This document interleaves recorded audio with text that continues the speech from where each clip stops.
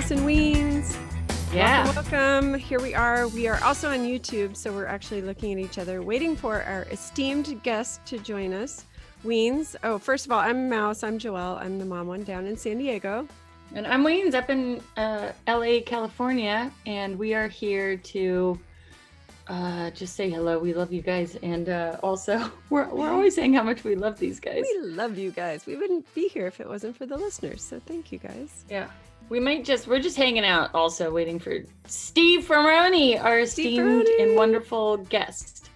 And he'll be popping on here pretty soon. And in the meantime, we're going to hang out. How you doing, Joe? I'm good. Do you want to go over his bio real quick while we, maybe he doesn't want to be bored by his own bio because it's so long. Let's do it, but let's do it to a drum beat. I want to insert a drum beat. Oh my gosh. We'll do it to the dun, da, dun, dun, All right, da, you have to keep the tempo then. Da, dun, dun, da, dun, da, dun, dun, dun. Tom Petty. Okay, wait. What? Here we go. We're going to do his whole bio. Okay. He was in these bands, or he was a session musician in Tom Petty and the Heartbreakers, Duran Duran, Average White Band, Bee Gees, Paul Simon, Eric Clapton. He filled Phil Collins' spot. Shaka fuck. This is so hard. He filled Phil Collins' spot. Shaka Khan, Bette Midler, Stevie Nicks, George Harrison, Whitney Houston, Alan Parsons, Johnny Cash, Aretha Franklin. Take it. Dire Straits, Scritti Politti, Rick James, Al Jarreau, Peter Frampton, a Cyndi Lauper, Anita Baker, Brian Ferry, Tracy Chapman, SNL House Band beginning in '85. Pat Metheny, Steve Winwood, Paul Simon, Michael Jackson, Aerosmith, Slash, and Pooh, which is an Italian band. I had to look that one up. I know. Such goobs. So okay, sorry. Though. This is on brand for us. We're sorry, but this is how it goes. No, we're not sorry. We're not sorry. That's right. We're strong, independent women. And boy, are we excited to be showing up in the world as not sorry people. That's right. Strong and confident. Hey, you know what today is? I'm going to give away our recording date, but today is Biden Eve. Today's the last day of Trump's presidency. Just to kind of mark this as a historical moment in time, here we are. This is some good history. Good history. I'm happy with that. Okay, so let's talk about Steve Ferrone real quick. He is a drummer, if we haven't said that already.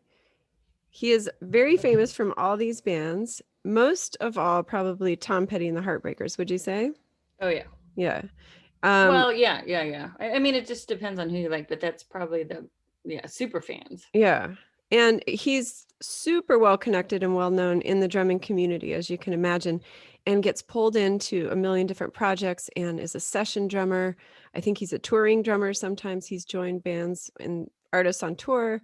So everybody, it's cool listening. We did some research listening to past interviews and how interconnected they are. And one producer will be in a recording studio and hear him and pull him onto another album. And then he meets this guy, and it's cool. And it goes all the way back to, I mean, when did he start? The 50s, I think. So yeah, it's crazy. Started out and was a tap dancer when he was young, like was aspiring to do that.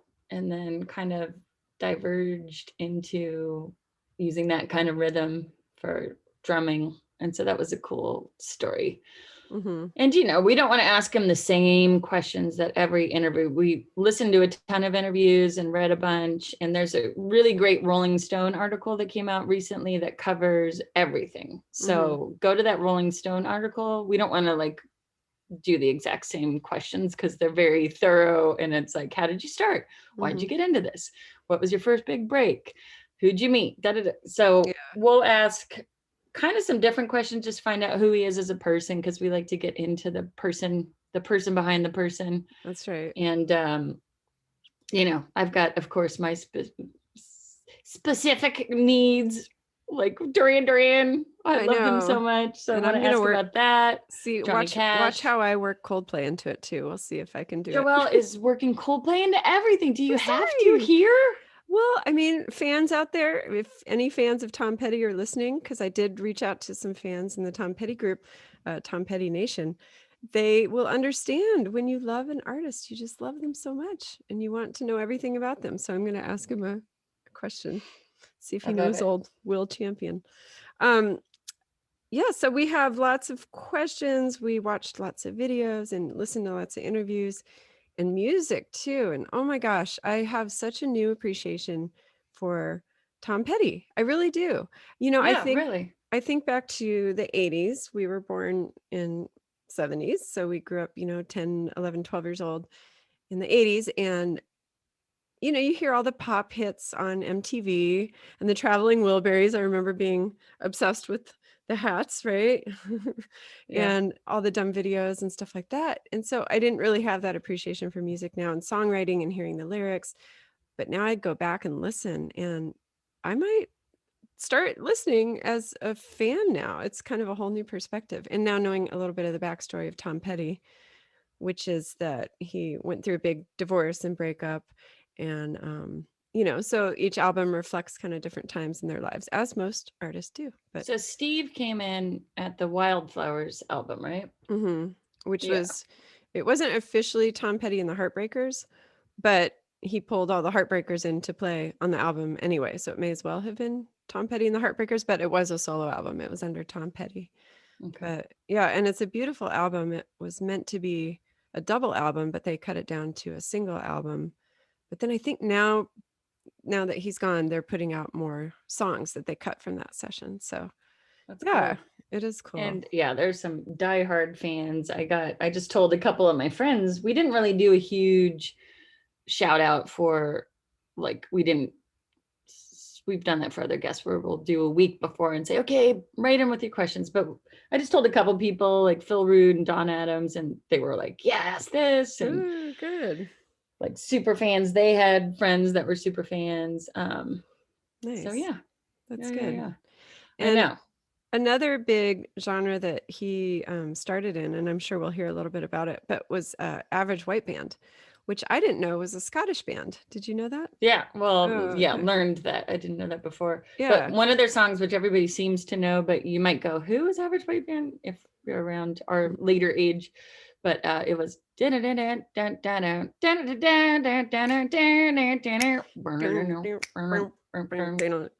the pieces. You know what? I looked up something with that. Here, I like to do my handwritten notes. They get in my brain better. Computer, but there was some really cool pick up the pieces with Questlove. Yes. And did you see that? Yeah, video? I watched that. Awesome. They pulled tons of people up on stage and they did a live thing with them. It was called the Drum Off Finals. And two members of the Average White Band, Questlove, Steve Perry was there. Steve Perry sings, oh, Sherry. So let's link that. It is on YouTube and it's a cool thing. And then Steve Ferrone gets out from behind the drums and addresses the crowd and gets everyone to sing along. He introduces the band and it's cool. But to listen to he and Questlove, whose name is Amir Thompson. And if you guys don't know, he's the drummer for The Roots. He's also on the Jimmy Fallon late night, he's in the band of Jimmy Fallon. And but they were right in sync. It's cool to listen to two drummers together who are that tight and technical. And I guess Steve Ferrone is Questlove's like ultimate, that was his first hero in drumming when he was. And he plays, doesn't Questlove play on his drum set in the Fallon band? Yeah, let's confirm that with Steve, but I think he gave him his drum kit. And so when you see him on late night TV, that's Steve Ferrone's original Average White Band drum kit, from what I understand. I'm going to do a friendly reminder that we're on. Yeah, I know. These things are so hard. Well, it took us a good 10 minutes to set up too, just to get the lighting right and things like that. And boys and girls, if you're looking at this video, I don't actually have purple hair. I don't know why my camera is making it look purple, but I kind of like it. This is like one of those apps where you get to test out a different hair color. And my hair is normally just dark brown, but this is fun. So, it does look really purple. Right? What happened? Look at that. It reminds me of Kate from Ignorance Was Bliss. She always has like a cool purple hair. This is another podcast. Ozzy's wife, Sharon. Oh, Sharon. She had cool hair, which is very British. Have you noticed a lot of British older women dye their hair and it's no big deal? And I noticed that since, 20 years ago, since I first went to Europe. Right. It's like, wow, they're just rocking different colors, and they would be very normally dressed, not a rock situation. Yeah. Right. Totally. Like What spiky is that? hair, or I wonder if it's coming up in London in the punk era, 60s, whatever, just kind of free spirited, or maybe it's just backlash at all the Queen, the tightness that they're supposed to be showing, and those God that save the leave Queen. Britain and come here are maybe a little more, I don't know, cool, loosey goosey. Who knows? Yeah, it's interesting because but we're also based on Puritans, all the puritanical people. I was reading about this, leaving Henry VIII wanted to get it out of Catholicism in the UK and bring it back to the Church of England. And I don't want to talk about this because I'm going to start going off on a weird tangent.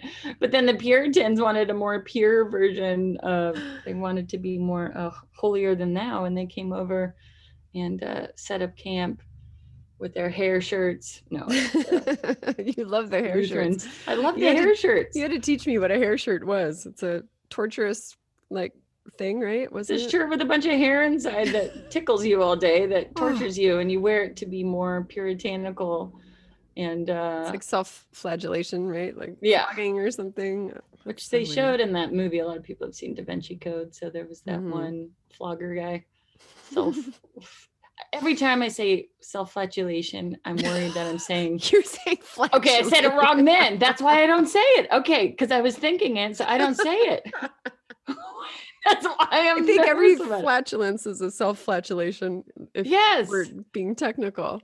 That's why I never say that. Right? Flogging? I don't know. Say it again. Self-flagellation? Okay, see, it's too close. It's now too close. I don't know. I'm going to be you're making me question it. I'll be lecturing in front of 500 people and I'll say self-flagellation. I'll say, does anyone have they experienced flatulence? No, I meant, wait. I love it. See, Lord have mercy. Well, Steve is from England. He's from Brighton and was recently inducted into the Brighton Music Walk of Fame in 2019, summer of 2019. But yeah, he talks a lot about in other interviews in growing up in England a bit. But what I remember is from meeting him with you and hearing his story about how he started drumming and how it kept he played at my birthday party last year, not this current one, because obviously it would be my last birthday party was me in my room with a little toot horn going. Oh no, I was with you. You came down here. I came down and had dinner. We went to the nice restaurant. It was a great birthday. Sorry, thanks a lot for remembering. I think my actual birthday passed with me alone in my room the actual day and then I said, I can't do this. And they said, can I come to your house? Oh, okay. He said, so the birthday before that was a huge tent that you helped to put up in the backyard. And Steve Ferrone played on drums with my friend Matt Corey, who I met Steve through, who's a bass player, and Mike Fudge Ripples, I'm going to forget his name, who's the keyboardist. And they were the coffee shop trio. Yeah. And I've known Matt Corey for a long time. And they play at the Jones Coffee House in Pasadena. They would play every Monday from, I think it was like 8 a.m. till 9. And it was the really fun jazz. They would just improv together. And you had a little crew that would go out weekly, and that was kind of your ritual, was to go get coffee. Q-Tip Bill, Hollywood Bill, who we had on as one of our guests, we would go, and a couple other people. And it was, they just are amazing that you could just pop into a cafe and see these killer musicians. Yeah, for sure. So I met him that way. He played the birthday party, and we also used to go out to this little Mexican restaurant out after they would play their gigs at the Jones Coffee House. So I had a chance to get to know Steve that way. And he always had these just amazing stories. Like you'd just be eating huevos rancheros and all of a sudden he would be like, yeah, me and, Paul Simon, we're recording. And you're like, what? Oh my It was gosh. he was so fun and just a good, happy smile. And I remember you saying way back when, like, I really want to sit down and talk with him. And it just yeah, finally presented itself. But didn't you guys go see that movie about Laurel Canyon? And not with Steve. oh, I went with okay. Matt and Bill, I think. Okay. But Because I yeah, figured back in the day, he had come to, I think he moved to LA right in the early 70s, I'd like to say, when all that stuff was hitting, the Whiskey A Go-Go's where yeah, everybody was playing, and it was Hollywood and all the good rockers were here. And yeah. so That was it was called Echo and Laurel Canyon, I think. And it kind of showed David Crosby, who was a notorious crazy person from Crosby, Stills and Nash. And he was like the alcoholic, crazy with guns. But actually, my friend, here's a weird connection too. He just okay. directed a whole documentary that's done really well at Sundance. And I think it's on David Crosby specifically. His name's AJ Eaton. And he was like a AD on a commercial. When I got out of acting school in New York, I went and stayed with Mom and Cowboy Denny in Idaho. And I was like, I wonder if there's any acting gigs here. And I got cast as a actor in a Banford Indian casino commercial that this guy AJ Eaton was either, I don't remember what he was directing or Really? something. And I just reached out to him. I saw him. I go, how do we know each other? You're so familiar. And I can't remember how we met. And he said, on a commercial in like Pocatello, Idaho at an Indian casino. And Oh I my didn't remember gosh. doing it. I don't Really? to this day remember what I did on that commercial, but there was an actor in it. I Wow. probably went, wee. But it's so Can you weird find that that? Are these things out in the world? Can you ever find these things? probably somewhere I have to, oh yeah, he wrote what it was. But anyway, not to digress from our, I don't know, maybe Steve totally blew us off, man. Oh no, I hope Did he not. forget? I just wrote him, hey, my dear, we're on in case you forgot. Emoji with the honk horn. Whoo, we're here. Whoo. You Oh, honked at him. Steve. Well, Well, maybe he slept in. It was a cloudy morning this morning in Los Angeles. I know. It's a cozy morning for sure. Is it over there too? Did you get sunshine yet? It's been coming and going. I went for a walk and the sun was out, but now it's cloudy again. Well, I'm going to put in my Amazon Whole Foods order then because I'm starving and I don't have any food. Multitask. That's good. I was eating cans of beans earlier. Mom is making a tuna salad lunch situation already, so it's kind of Is she? Busy in the kitchen. She's got the kids going, and I dyed her hair this morning. That was fun. Oh, really? Well, she's going from brunette to her kind of blonde, and now she's going silver. She decided to really, let it rock. Yep. And so, but she's staying out in California now for 3 months being a snowbird, and brought her hair stuff with her to keep her going. Very exciting stuff. So I got to be her hairdresser, and I didn't know what I was doing, but yay. Hopefully it'll work out. I'm looking for the episode where we talk about your birthday party, and I can't remember what I titled it, but it would have been right around your birthday, right? November 2019. Yeah. Okay. It was a really fun party. Oh my gosh. And the reason you worked the whole time. Well, I wanted to host something nice for you because it was almost like a little wedding that I never had. Yeah, a wedding of sorts. Oh, here we go. Okay. It was the Q-Tip Bill episode. Oh. No, it wasn't. But we also, I should give a shout out to Daniel of Hollywood Depot Rentals, because he provided all the tents, all the chairs, all the tables, everything for free. Wow. Because we use him a lot on the TV shows. So that's Daniel, so nice. Hollywood Rentals. Okay, use them. They do really good deals. They come like right away. They set up all these crazy tents if you ever have a backyard party, and they're very reasonable prices. Yep, exactly. They were great. And we had to set up tents because it was a rainy weekend. It turned into a rainy weekend, and we were going, oh no, we invited all these people to this party. What are we going to do? Cancel? And Julianne, being in location, said, no, we will put up a tent. This is how we do it in the movie business. So you got your hookup, and it was great. It worked out. It was super fun. It was like this little kind of rainy, campy, jazzy birthday party. It was very cool. I thought it was so fun. And everybody there, okay, we're calling. Oh boy. Steve. We're going to see what the story is. He's not picking up. Hello. Hello, darling Steve. How are you? I'm good. How are you? I'm good. We're on the Zoom. Right now? I thought it was 11 o'clock. Oh no, honey, we're on now, but we could wait till 11 if you thought it was 11, that's fine. No, it's okay. I'll pop in. Okay. Yay. Bye. Well. All right.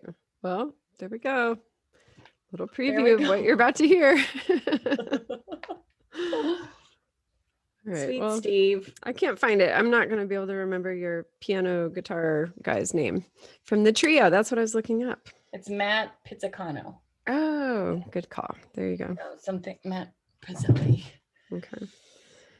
Do. And then I'm going to look up the rest of the fan questions. I didn't get to write all these down. Are they on your phone? Because we could pull them off of that. I think I'll tell him this news afterwards. One of their common friends passed away. Uh-oh. Who? I guess I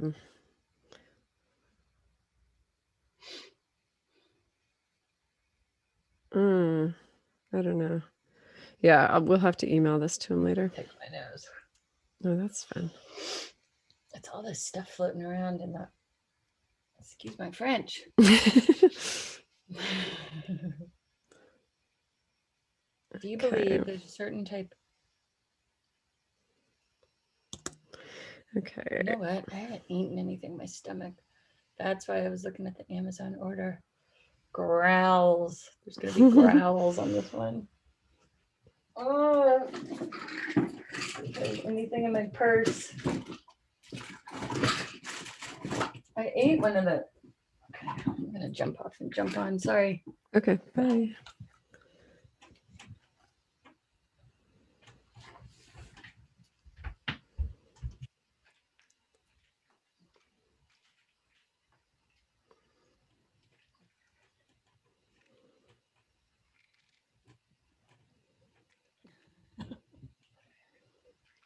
What's happening?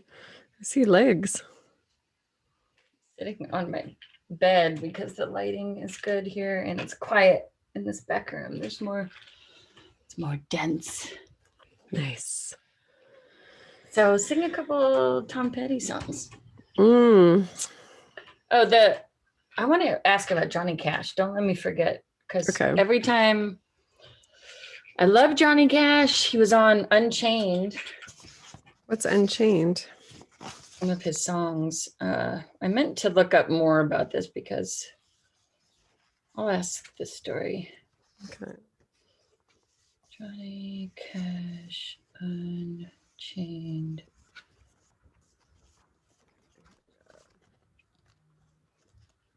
Martin, I'm at work. Oh, perfect. I have a question.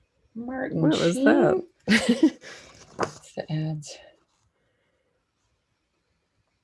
Here, I'm going to see what's on the. Okay, grab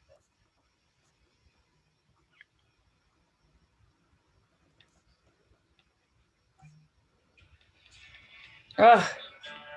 Oh, this was a great album. Rick Rubin did this one. Okay.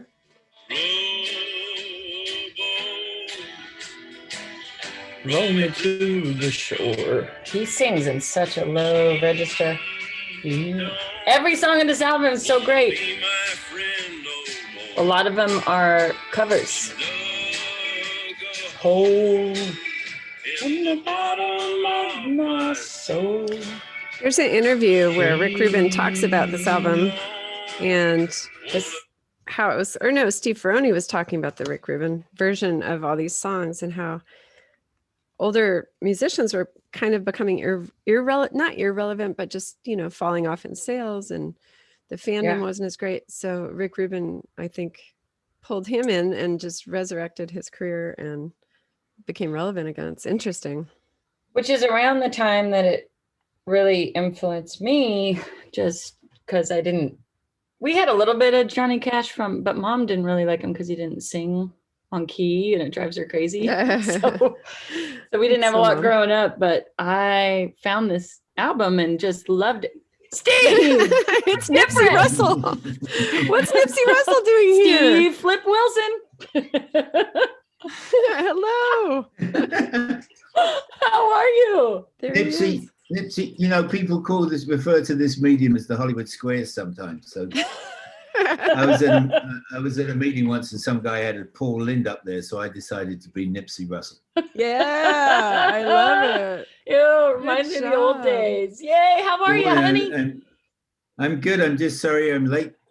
Don't worry. No worries. I get confused. Time is kind of eludes me in this COVID period here. And I was in the middle of writing out my new radio show. Oh yeah. How's that going? It's going great. Yeah. Yes, this is the new guy on Tom Petty Radio. That's right. I am the new guy. I was the new guy for 28 years now, and I'm still the new guy. They still don't take any notice of anything I say, and besides being a drummer. Yeah, the fans still call you the new guy. I love it. The new guy. Yeah. And now you have some new news. I was looking up different news things about you, and I found out that you are newly engaged. That's correct. Congratulations. That is correct. My bride to be is outside there in the living room. Watching Hallmark movies. Yes. She can hang out with me. I love them. Yeah, you too. I mean, she's loves like, them. It's brain candy. It's in a world when we need some happiness. You can always count on the same happy story. She said, there's a great one. There's an interracial one on this weekend. We have to record it. And I'm like, oh, yes, I can't wait. Yes, because she is a lovely blonde lady. And you are. Well, no, she's not blonde anymore. Oh, okay. She dyed her hair blonde. Oh, got it. She Okay. did. She was actually brunette like yourself. Got and it. then she dyed her hair blonde, and then she wanted to go back, and then it it does that funny thing where it's sort of like you have like sort of dark hair up here, and then Oh yeah. and she's in her. I'm not going to say her exact age. She's in her 50s. Yes. Yes. I'm not And that you're- stupid. You're a smart man. He's going to watch the Hallmark movies and he's not going to say your age. You're going to stay married the rest of your life. She's in her 50s, so she's got some grey in there, and I think grey's kind of attractive. I mean, I got plenty of it myself now, so. Yeah. Yeah. So- Our mom just went gray. Yeah, She we were looks just beautiful. talking about it before you got on that she's. Yeah, I've noticed silver. lately that a lot of women have just been saying the hell with it because Yeah. I mean, my own personal experience with that was that I mean, when I started to go grey when I was about probably I was in my 20s, I think maybe 27, 28. I had this little strip of grey when I had hair. I had this little strip of grey right here, and then it just went all over. So I decided, okay, let me do this Grecian formula and then dyeing it and all that stuff, and then and it's so much work. Yeah. How long did you keep that up? Because that's hard. Not very long. I mean, I just fine. What I did was, I took my son. He was little, and I took him to the barbers, and I said to the barber, I said, "Can you shave his head?" Because we had the same. We kind of looked. I thought, well, I'll have a look, see how he does with a bald head. Yeah. Before it was pretty good, because we kind of look alike. So the note to use your kids for experiments. That's Right. good. Well, yeah, I mean, of course, whenever anybody gets, I mean, just face it, whenever people get older, they change, right? So I was sitting in the middle of Wembley Stadium. I was playing with Eric Clapton in Wembley Stadium. 100,000 people were doing something. I don't know. They were playing this concert, and they had screens out. They didn't have just screens by the side of the stage. They had screens out, and you could see. I don't know how it was projected, but you could see what was on the screens, that were further out. I'm sitting up there and I'm playing, and I see this head, the back of a head, and there's a big bald patch right on the back of the head, And I thought, I wonder who that is. Yeah, they got somebody there, didn't they? And I moved my head, and then I saw the head move, and I thought, and it was, and I turned around, and there was a guy with the camera like behind me, like, oh no! Can't you find somewhere else? Can't you find somewhere else to go? There are a lot of angles. Yeah. How Yeah, so- distracting. So it looked like the Friar Tuck, Mad Monk sort of. And I didn't really notice it because you can't see the back of your own head. Yeah. So I've heard that from a lot of guys. They Yeah. don't notice for a long time. No, you don't know. You don't notice Yeah, it, right? you need a nice little yarmulke to put on, and Yeah, exactly. So then, You'd have to convert, but well, yeah, it could be a bit difficult since I'm Yeah. uncircumcised. you heard it here we first. heard it here folks. first. you know. Exclusive. So I took my son and I had his head shaped so I could see what it would look like, and it looked pretty good. So I said, okay, you could do mine too. So they did mine, and then we went home, and we knocked the door. My then wife came, and she opened the door, and she took one look at us both standing there, bored. She burst into tears. Oh no! Oh, What have you done? And then we got divorced. Yes. Oh no! Oh my gosh! Now, how long were you married, and how many kids do you have? I've heard you talk about your family. Well, I was married every time I was married four times, and every time once was like a year, and every time after that was around 3 years, and I think my might have gone to almost 4 years. Yeah. And I had 2 children with my third wife, and then there was then it came to light in 9 years after that there was a child that was in between those 2 children. Oh. It was from a dalliance. Let's just say dalliance. Yes. And then that came with the lawsuit, of course, and then I continued to keep digging, and just it was funny because I can say this. I'm talking to 2 women here who probably have an opinion about that kind of behavior, but my concept at the time was that I didn't get them pregnant; they got pregnant. Mm-hmm. And that was something, that was the thought pattern that I had to change, because it was, I guess it's kind of what you grow up with. I grew up in the 50s, and there was a lot of different thinking that was in there. It's been quite interesting. But what it did stop me doing was it stopped me drinking. There you go. You have I changed, decided- a lot of things in your life. That's When good. was that? Yeah. What year did you stop? In 1993. I've Wow. been sober now for 27 years. Congratulations. That's Good for amazing. you. And And it's funny because you hear people, you hear a lot of people say that and everything about just stop drinking. And for some of us, it's harder than others, and we have to get help. And I went and got help, and I continue to get help today. And I'm really grateful for all the guys that kind of helped me grow up. Sure. Yeah. Do you think that I've heard that when you stop drinking, that's where you stop your emotional growth? And then you kind of, so if you started at 15 years old, you're kind of starting there. Do you believe that? Exactly. I don't know.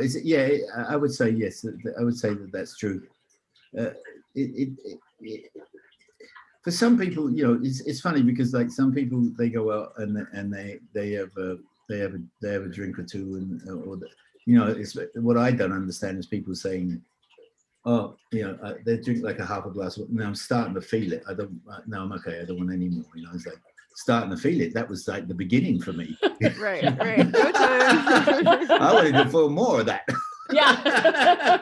Cut to a week later and Yeah. come to. Yeah. Well, I it mean, must have been there's- so hard. You're in the music business with all these 70s, 60s rockers, and that's Yeah, the scene. well, That's what you do.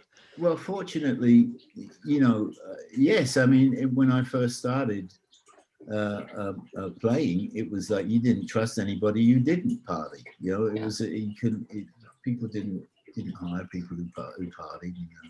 And you went Mhm. through the 80s with all the cocaine. You went through. Oh, you- yes. And then you could just drink all night long. Yeah, that's crazy. Yeah, that was the advantage to cocaine. It wasn't the cocaine that was attractive, it was that it allowed me to drink more. I Yeah. mean, you know, once I started to feel a bit sleepy and a bit sloppy, you line of cocaine would just fuck you right up, and you could just keep drinking. An I mean, I'm probably invincible doing something. combination. So there's probably somebody out there thinking, like, oh, I should try that. But here's No, the good news. no, don't do it. here's the good news. If you do try it, you're going to come crashing down a lot faster. Yeah. So Yes. but Take it you know, from the wise. yeah, I mean, you know, for me, for what I found out about it, and from a lot of guys that have had the same problem, is that it you know, it's not the booze that's the problem. It's my thinking, you know, and you know, the thinking in it, that sort of runs through a lot of different things. You know, change doesn't just come with like a flip and a switch. It takes time. It takes time to get used to it. I mean, I remember when all of a sudden guys started to show up and say, like, you know, my husband, and that was like, not that I thought one way or another about it, but it would just seem odd to me for a guy to say my husband, or for a woman to say my wife. Right. You know? I see. It just seemed odd to me, and I have a friend who's gay, who got married, and then he would say, and I told him that, you know, it seems weird for me to hear that when I first, you know, when I hear it, you know. So he just kept saying it until I got used to it. Exactly. You know, and that wasn't going to change, but I had to get used to it. But it sometimes it, you know, I mean, I didn't have any thoughts that he shouldn't get married, or didn't have any thoughts like that. But it was odd to hear that. Yeah. It wasn't something that I'd heard in all my life. And a man turned around and said, my husband. Sure. It was like, you mean your wife? You know, it was all strange to me. So things take a little bit of time to get used to. So you're relating that to being sober and having to get used to a whole different mindset. It's having to get used to it, and having to get used that sometimes you can't trust your thinking, and sometimes you know, you need to talk to somebody before you take an action. As things get better as the longer you stay sober. Yeah. And you make and then you can start cleaning up some messes. Well, yeah, I mean, that's part of it, is that, you know, go back and clean up the old stuff, and you know, I mean, it takes time. Like I say, it takes time for other people too. You know, people have been patient with me. I have to be patient with other people. My children, you know, one of my children, my youngest son, Alex, and at one point he really had a problem with me, and I had to understand why he had a problem with me. But I mean, there was some stuff that went on between us that was you know, it was difficult. You know, he felt that sort of like abandoned and left out about stuff, and there was a point when I would send him like Christmas cards and birthday cards, and they would come back to me with his handwriting, not at this address, and I had to be patient and wait, you know, and when he did reach out, not mention it. That was the hard thing, was to not say, well, you know, you did this to me. You know, I had to just let it go.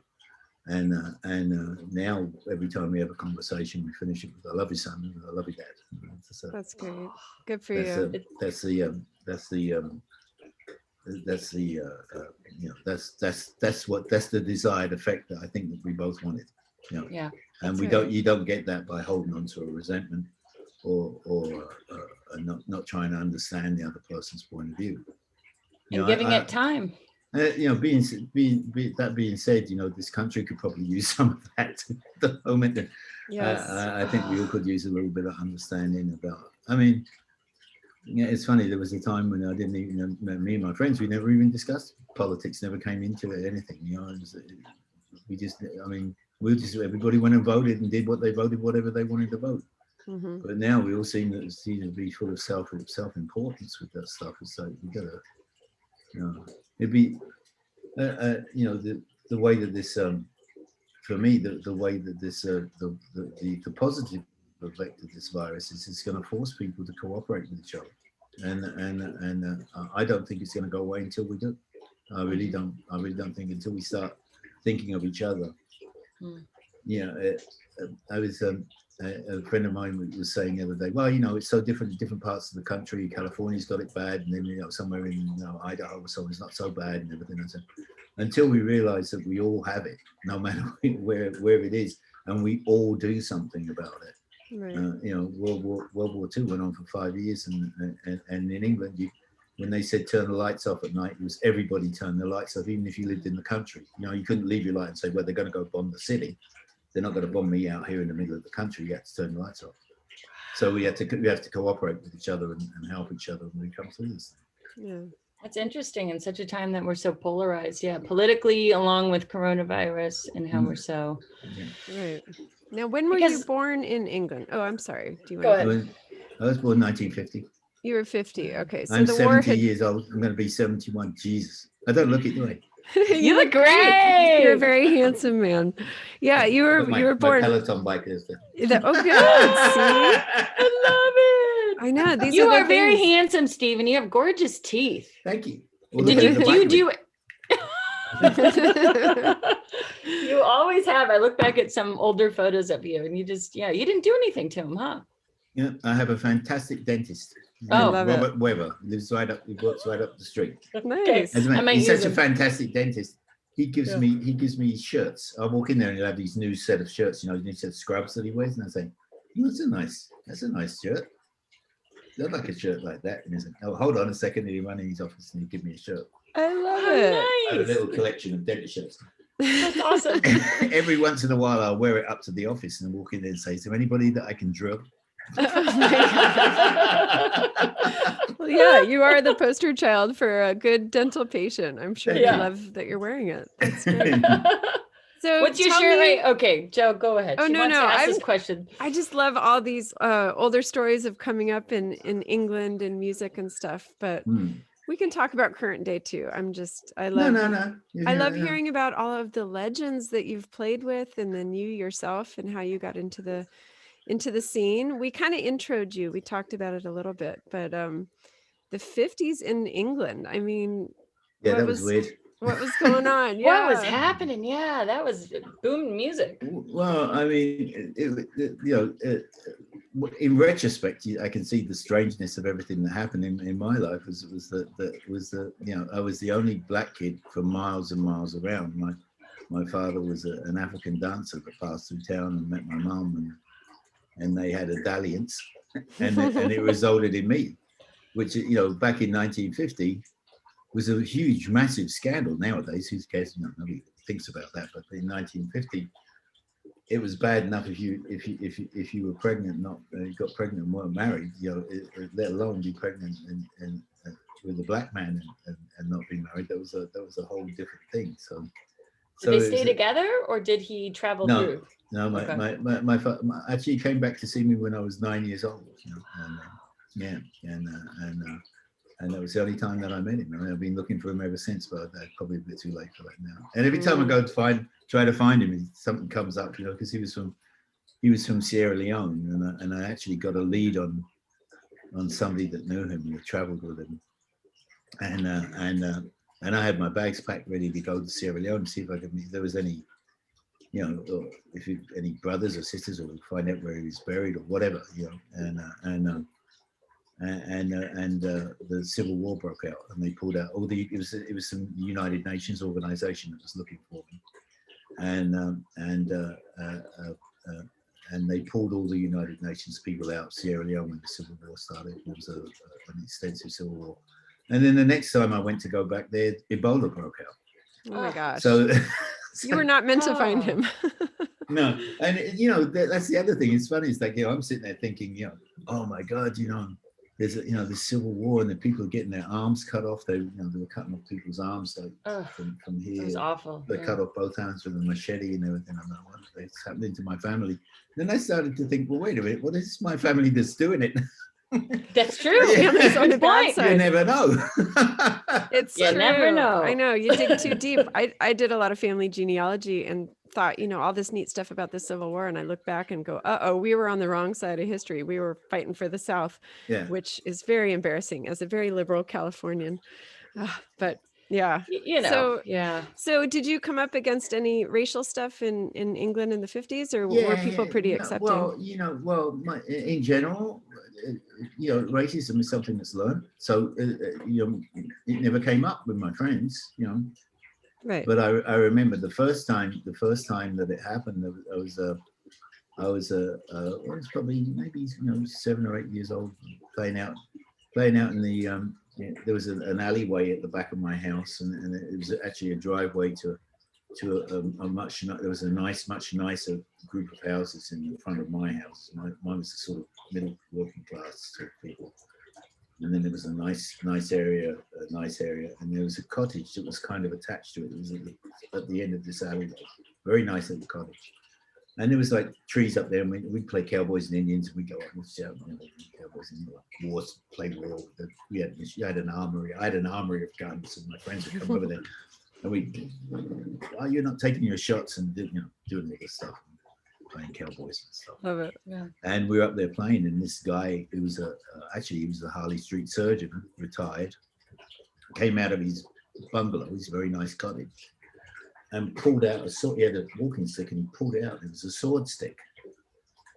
And he said, "Get out of here, you rotten kids. Get out of making all that noise. Get away from me." And he looked at me and he said, "And you black bastard, get out of here." And I didn't even know, I didn't even understand what he was saying. I didn't know what that was, But it was, they talk about the power of words. We've heard a lot of talk about that lately. It hurt deeply, and I didn't know what he even meant by it, but the anger and the fury that came out of this guy, he might as well just kick me in the head.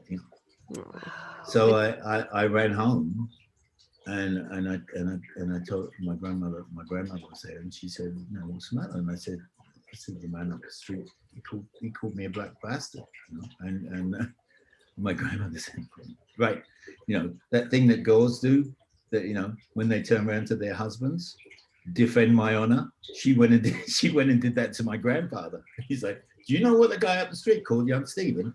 And my grandfather said, "Right," rolled up his sleeves. Nice. That was the way they used to settle things back then. So he did. He gave him a little what for? Wow. Took him by shirt, jacked him up by his shirt, told him if he ever talked to me like that again, he was gonna finish the job. That's awesome. Yeah, Go, Grandpa! I love this guy. Good. So, but my mother had a lot of wisdom. She worked in a factory, but she seemed to have, I don't know whether it was just because of her own experiences about people talking and saying stuff, and because the tongues were wagging, but she just sort of went to it. She told me that the way to combat that stuff was when if anybody said anything, was to feel sorry for them, was to feel pity for them. Mm-hmm. And that's kind of the way I've carried myself through my life. It's like, right. Is that all you Very got? wise. Is that all you got? Good. Yeah. Good. Good for you. Do you Yeah. think Good that for you. connected you to music because there's so many different musicians that you can connect with? And I would think there's not as much racial tension in music at all, right? No, I mean, well, the first band that I worked with, I was 12, and I was working with these kids that were like 18 years old, 17, 18 years old, like kids that would normally beat up on a 12-year-old. I mean, that was kind of what happened in my town, was that the older kids, I guess it would be like, when you get into high school, the freshmen get it from the guys who are just getting ready to go to college. Where was this? What was the name of your town again? Brighton. Oh, this is Brighton. Okay. Yeah. When I met you at Julianne's birthday party, and you told me that starting to play drums kept you off the streets. So it sounds like they were pretty tough streets. Yeah. Well, yeah. I mean, it was. Yeah. I mean, we had the mods and the rockers, what they called the mods and the rockers in the 60s, which was two rival factions which used to battle on my beach, on Brighton Beach, and the rockers used to listen to rock and roll, like old style rock and roll, skiffle music and stuff like that, and the mods used to listen to Motown and the Who, and the rockers would ride motorcycles and wear leather jackets, like Hell's Angels kind of guys, and the mods would wear long Vespas. draped jackets and Levi jeans and white t-shirts and suspenders and braces. Were they the Vespa drivers? And ride scooters. Yeah, Yeah, ride scooters. Lambretta and Vespas. So there was two different kinds. So what side were you on? Well, I started off by going down to the beach. I thought, well, you know, the rockers are like mean and with the motorcycles and everything. I think I just put on a leather jacket and sit down there, down to the beach, and I should be okay with the rockers. And I got down there, and there was like a million mods. So I went home and I got changed. Next time you got to wear 2 jackets, just like take it off.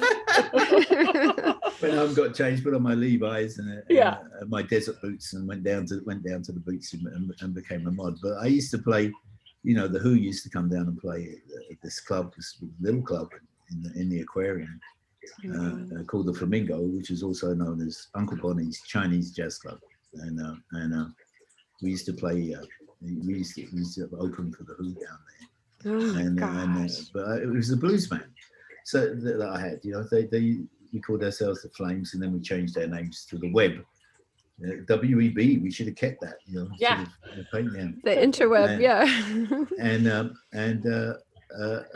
So these blues tours used to come through from the United States.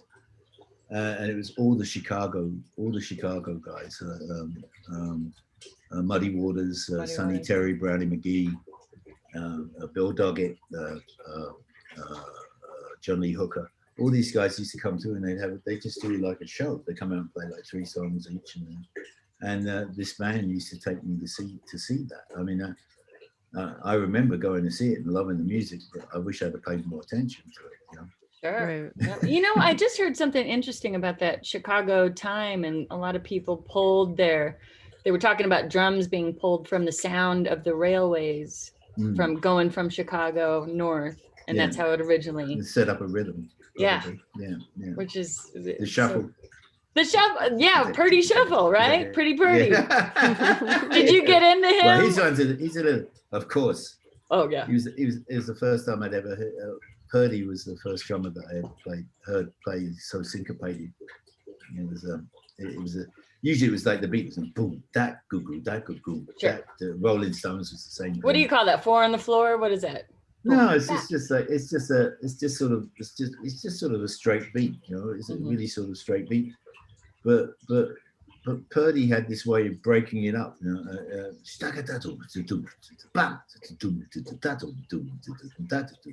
And it was like, whoa, what is that? You know, it was a song called "What Is Soul" by Benny King. That was the first time I heard anybody play like that. It's like, that's a different way of going about it, you know? And I wanted to learn that. Purdie's a great friend and an enormous influence, an amazing person. Amazing guy. Oh my God. And that syncopation, there was one of the top 100 drummers was the guy 50 Ways to Leave Your Lover, and they were calling him the king of Steve Gadd, Steve Gadd. So they're calling him the king of syncopation, but really Purdie it would be Purdie. Purdie was before him, yeah. Which a lot of these rockers pulled from the old blues guys and the old Chicago guys, right? Well, yeah, I mean, Led Zeppelin. Yeah, oh, geez. I mean, that was like ripped it. You know what's funny is that I was listening the other day to that song "Nobody's Fault But Mine," the Zeppelin version of it, and I was listening to I was listening to their original recording, and then the live recording that they did with Jason Bonham when they did their last concert in London. I was at that concert, and it's just the quality of the sound between those two things, the guitar sound especially, is really amazing. I mean, both great performances, but different, you know. That's so cool. And then I realized that it was written by some old blues guy. Yep. So, I heard that they never listened to that. And that was a whole different thing. Well, they did a great job of it. Basically, it was an arrangement. They didn't write it. They didn't do a good job at giving credit, though. That was their problem. No. I think that was more their managers. Really? Thing. Yeah. Now, okay, so I heard something interesting about John Bonham, who's like, top drummer in the world, John Bonham, but he was saying that, or people who analyze him said that he would go off of Jimmy Page's guitar. He would follow the guitarist as the lead, where a lot of drummers follow bassist, or they sync up with bassist, but nobody follows. No, drummers don't follow anybody. Really? Drummers listen to everybody. The good drummers listen to everybody. And Jason Bonham was an excellent listener. If you hear the way that he plays, he doesn't get in the way of everything. He plays very wide. He leaves everybody else a lot of space to play. That's what I've heard.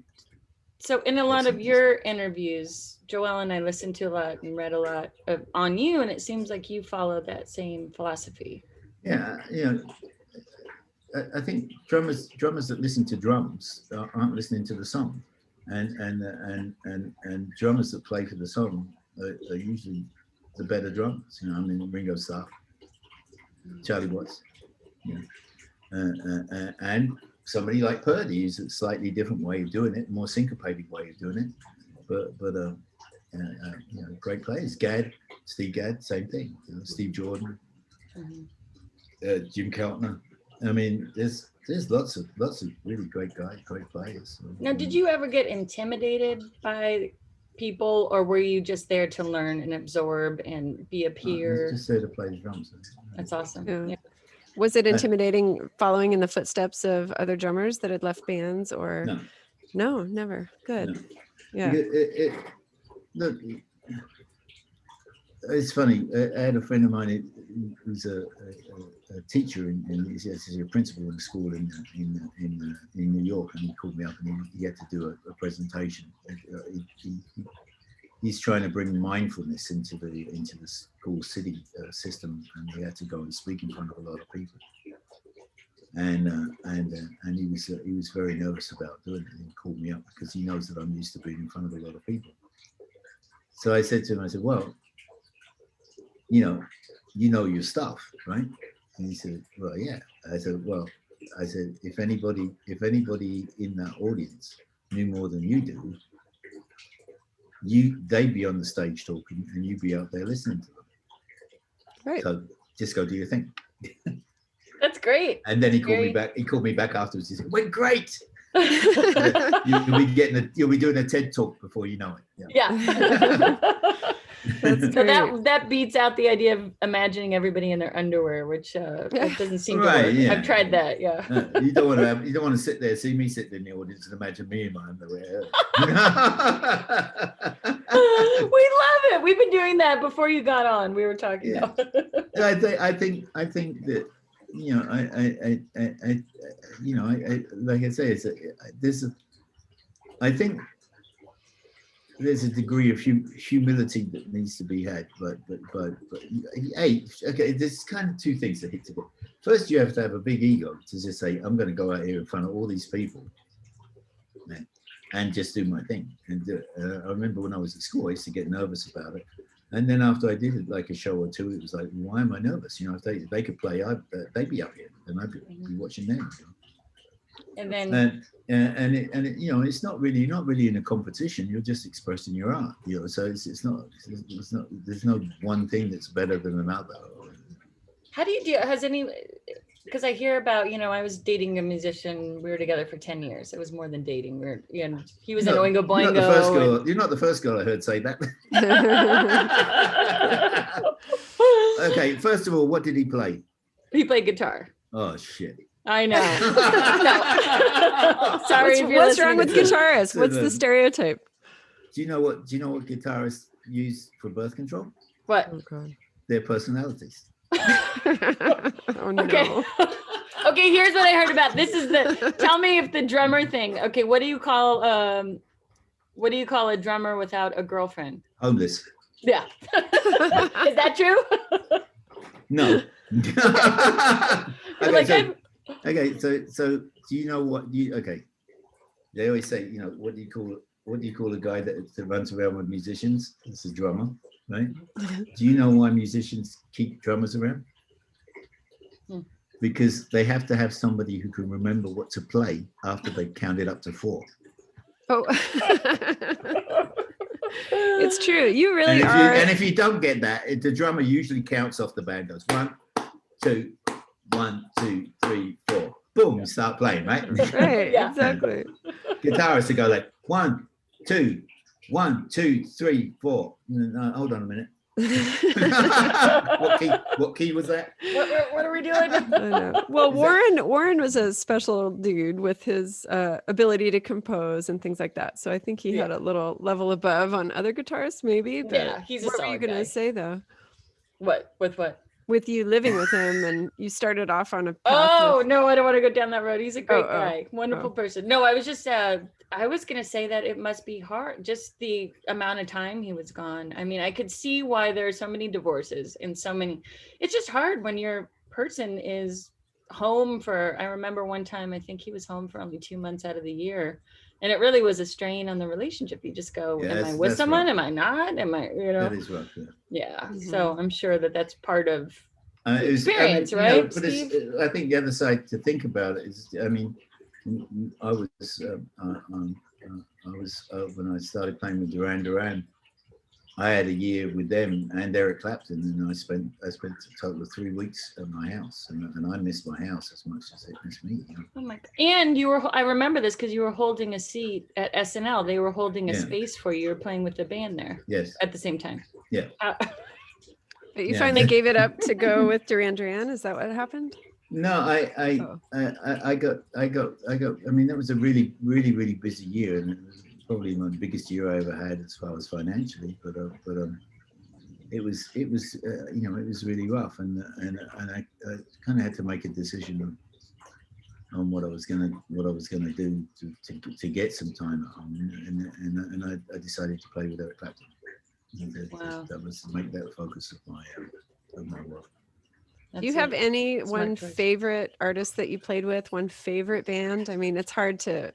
And then I have to ask you about Duran Duran, because of course I was in love with John Taylor, like every other girl in the universe, right? And you were one of those girls? I was. Yeah. I was a kid. I told a story the other day about playing a concert. Oh. And I'm going to use some very bad language because it wasn't me that used it in the first place.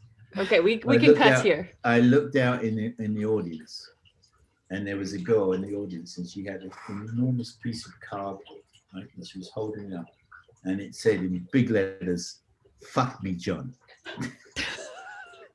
and I looked at that, and I thought, how did she get that out of the house? I mean, you know, can you was imagine? Was she young? Yes, I mean, they're all young. Imagine your daughter. Bye, Dad. Yeah. That's what I was thinking. You know, the old man sitting there watching the TV, and she comes down, walks past the door with this big piece of cardboard underneath her arm. Like, bye, Dad. I'm off to the Duran Duran. Goes, all right, darling. Have a nice day. What's that under your arm? What's that under your arm? Oh my God. Hopefully she made it in the parking lot.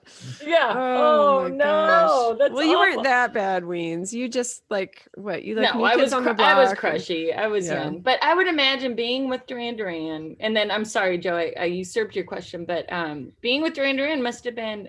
Were they at the height of the party scene then? They were. No, I mean, I think it had calmed down a little bit for them then. They sort of decided they'd matured a little bit by then. I mean, I guess that you know, when they first, you know, sort of came out of college, I don't even know if they graduated college. They were in art college and stuff, art college kids in Birmingham, who put together a band who suddenly became the biggest band in the world. I mean, basically straight out of high school. You know? Yeah. What we call the Hungry Like a Wolf days, and and then they just became the biggest band in the world, and it's girls screaming just as much as they did for the Beatles after them. You know, so I guess it was kind of crazy for them too at one point. But by the time I got to them, I mean, I was like 35, and I guess that they were like in the late mid to late 20s when I started playing.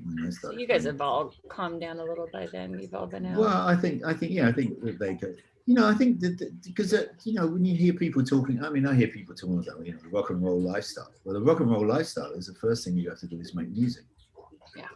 Yeah. And so it's after that what is perceived as the rock and roll lifestyle happens, and there's some people that one-hit wonders that come along and just bullshit their way through one song or something, and that's about it. But Duran Duran is a valid trademark. Great songwriters, yeah. Yeah, and they're good songwriters. They're not just lucky. I mean, they've written a lot of really good songs, and the performances of those songs on record and live are very good too. Yeah. So they've taken their brand and gone from just being like some teeny bopper sort of maybe one album, maybe a couple of songs off of one album that everybody loves, into being something that's meaningful. I mean, you've worked with these guys that have longevity, though. The majority of the people you work with. Yeah, I mean, I hadn't worked with Duran Duran for years when I started to work with George Harrison, and it was my first day in London working with George Harrison. I rented a car because we were going to rehearse out in Bray, out in Windsor, which is out of town, out of London, past London Airport, and I was staying in London, of course, and I was taking a drive. I got there and took a drive down the King's Road, and as I'm driving down the King's Road, I see this guy walking on the street, and I look at this guy and I say, "Wow, it kind of looks like Warren Cucurullo, except he was sort of this is like a muscle bound guy, like a bodybuilder sort of physique." And when I'd seen Warren like maybe 2 or 3 years before, he was a skinny guitarist guy, right? And then he turned around and it was Warren. He'd just been he'd taken up bodybuilding and he'd become this little muscle bound guy. Well, hey Warren, and I'm in the car. I've got the window down. Hey Warren, how you doing? Oh, he says, you're in town. I said, yeah. It's great. He said, I got a song I want you to play on. I said, okay. And he took a cassette out of his bag and he threw it in through my car window. And he said, I said, well, I don't know when I can do it. I'm just here, I've got to rehearse with George Harrison. He said, when you can, just let me know when you can do it. We'll do it. And so I kept driving and put in this cassette, and it was a demo. It was the track that they done of Ordinary World. Oh wow, Duran Duran. Yeah, and that was a massive hit for them. It Huge. was a massive hit song. And actually, when I got back to my hotel, I called up Warren and I said, "You don't need me to play on this song. You could release this. This is a hit song." And he said, "Oh no, we want you to play on it." And so I figured out that George worked very much like Tom Petty. There's like you start around 11 o'clock in the morning, you're done by 5 or 6 o'clock at night. Nice man. Yeah, I mean, don't want to rehearse things too much, and you had great players, so things got played really well. Anyways, it was just like a couple of minor adjustments. You didn't have to go over and over and over stuff. Right. And so I went and did an evening session. I finished work and I went over to Warren's to the studio where they were recording and sat down and played with Duran Duran. This is a good life. You're recording with one of the Beatles, and then you're walking over and doing a major hit song with Duran Duran. I mean, and if you hadn't driven along that day, you may not have been on that song, right? True. Yeah. Right place, right time. Wild. Yeah. That's amazing. So how was it? Because Beatles was one of your you were a big fan growing up. Absolutely. And then suddenly you're working with George Harrison. Was that mind blowing, or at that point was it? Was, what was really a lot of fun with that was that we were at rehearsal one day and there was myself and Ray Cooper. Ray Cooper played percussion and he had a drum kit. There's some songs that you sit down and thrash away the drums. And we were at rehearsal and I looked out and I see Ringo walking and standing in the middle of the rehearsal. There's nobody else there, it's just Ringo standing there. And as we're playing, I see Ringo and I catch his eye and I go, yeah. So he came up on the stage and he got behind Ray's drum kit. And it's strange because it's kind of like the Heartbreakers. you put any two of us together, and there's this thing, this magic that sort of happens. And I got to sit there and play, and George and Ringo started to play together, and it was kind of like, I could feel it. I could feel the beats. You know? It's a really special thing that happens when musicians that have played and done so much music together play together. There's a connection. There's a connection in bands like that happens. When was the last time you were together with all of the Heartbreakers? And I know all of them. Yeah. All of them was in 2017 at the Hollywood. I've been with each and every one of them separately, and once I was with Mike and Ben, we did went and played at a benefit. I think we played with Stephen Stills, and we went and did something. But that was the last time that the whole band was together playing. Because Ron at the birthday party, and not everybody was at that either. So. I went to a Tom Petty fan group and collected some questions from them. So that was one from,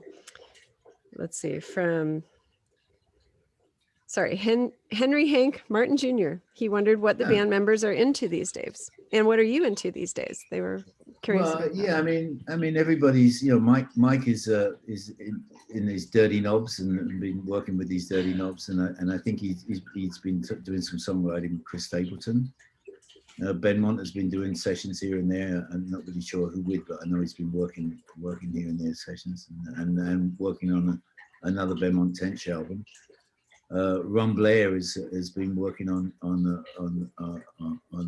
writing some songs and producing some. So he produced a couple of tracks with Hattie Webb, with the Webb sisters, who were out with us, and Hattie did some recording, and he's been he's been singing quite a bit himself, Ron. So I think he's working on maybe releasing an album at some point.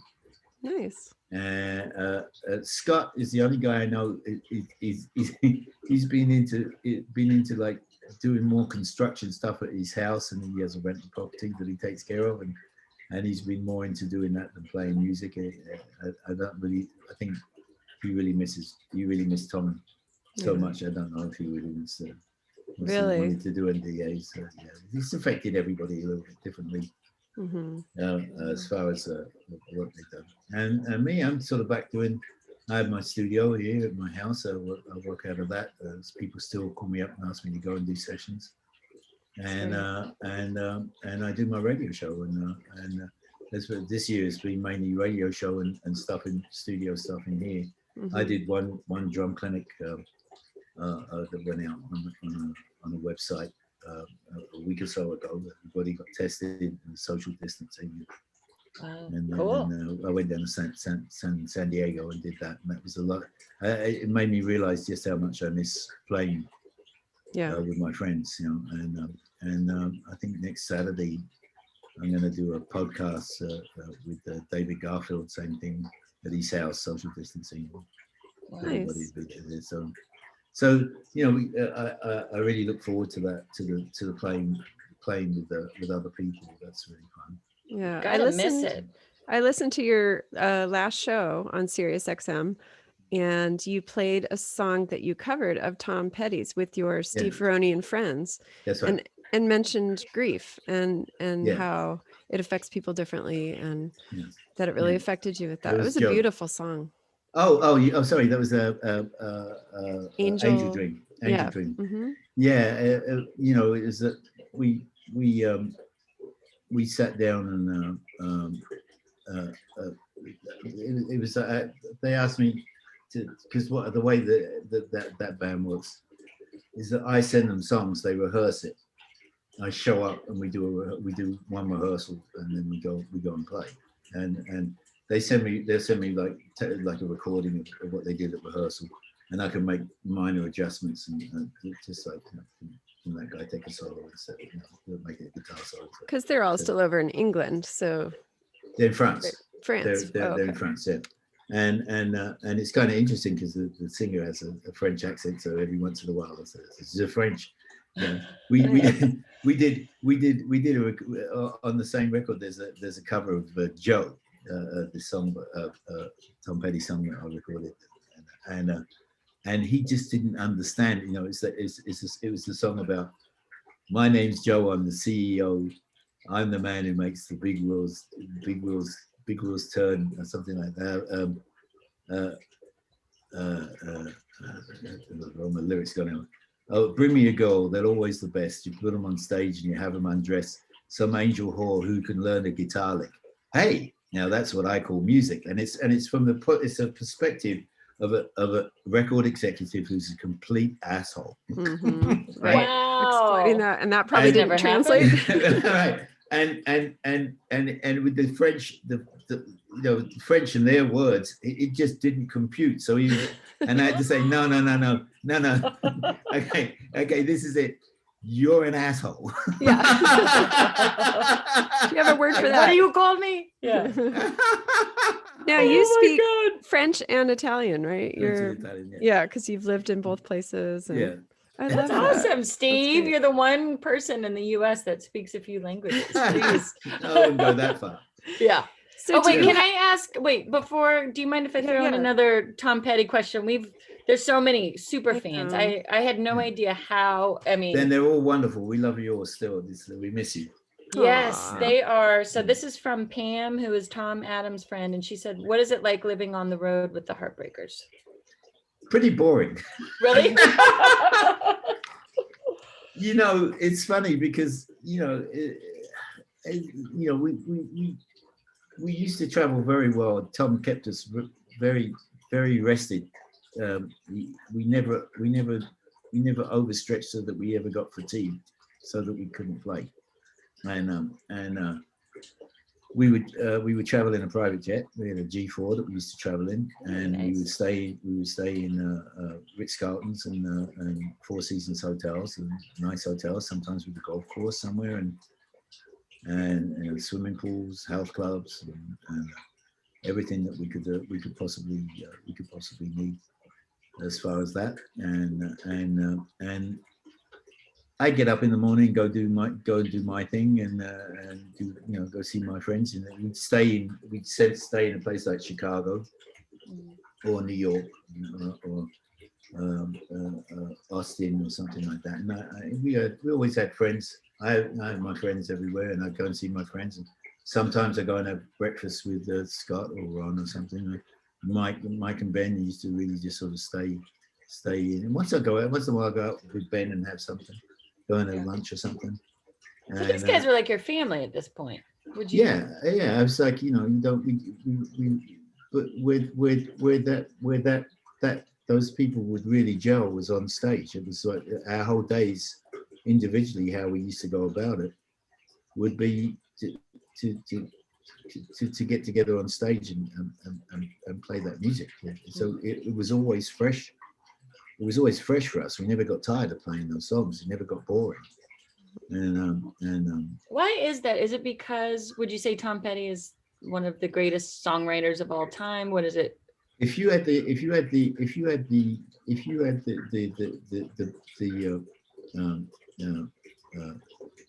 how can I put it? If you had the ammo that he had, as far as songs, we could go and do a show with the songs that he had that we didn't play and that everybody knew.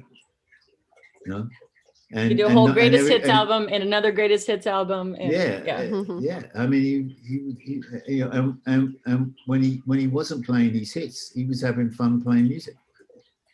That's great. He would play somebody else's song and or make up something. And wow. It was never boring. It was always fantastic. And the unit and that he put together. The band that he put together and it really wasn't Tom Petty and the Heartbreakers. It was Tom Petty in the Heartbreakers. He was an integral part. It wasn't just that we were a backing band. He was in the band. He was a guitarist in the band. Mm-hmm. So although he was definitely the boss, definitely the front man, and definitely the driving force in the band, but he was part of that band as he was having fun. He was having as much fun in here with us as he was being. He wasn't just like, I'm walking out on Tom Petty and this is whoever that is back there. It doesn't really matter. Right. He was in the band, so it was an incredible leader, and he knew exactly what he wanted as far as the band, and he got the loyalty and love of everybody around him, not just the band. It went all the way down through the crew, truck drivers, bus drivers.